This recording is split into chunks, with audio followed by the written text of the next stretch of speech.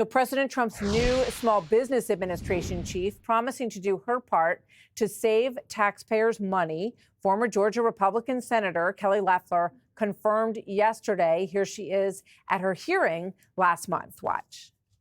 We will have a zero tolerance policy toward fraud, but also toward waste and abuse. And we will root that out within the agency and those that seek to exploit the programs.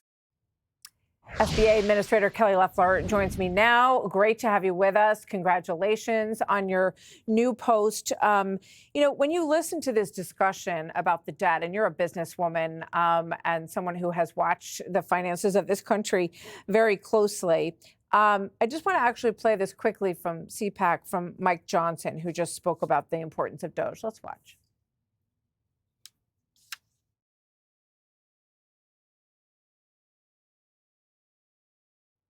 Okay.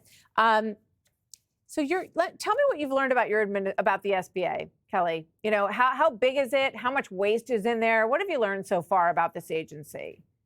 Well, Martha, great to be with you. And I want to start by thanking President Trump for entrusting me with the awesome responsibility of serving America's 34 million small businesses. It's a new day at the SBA, and I am energized to make Main Street great again.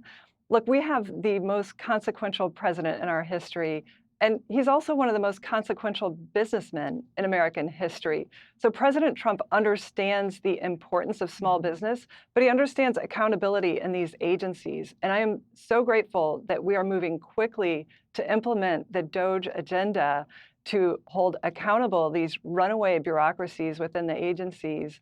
And we're certainly going to do that at the SBA because we have the opportunity to unleash American prosperity under the America First agenda. And we can see that's already happening with President Trump's first month. But none of that's going to be possible if we're mired in unaccountable bureaucracy. And all you have to do is look as far as the Joe Biden administration, where he's cost small businesses and families $1.6 trillion in regulation. Yeah. So to the conversation you and Dagan were just having, unprecedented risks in spending and debt, but also the regulatory state that is strangling small businesses and small business formation. So I am so excited to work alongside DOGE. I've talked to Elon about it. I've talked to President Trump about it, and we're ready to go. So what do you see as the #1 priority for you? Is it figuring out what these regulations are that are strangling small businesses and making sure you get rid of them? Martha, I'm glad you asked. I'm about to roll out more than a dozen day one priorities that we are already hard at work on in the agency. Mm-hmm. First of all, we've got to root out fraud. There is a zero tolerance policy on fraud. We are putting people on notice. If you've defrauded the government, we're coming after you.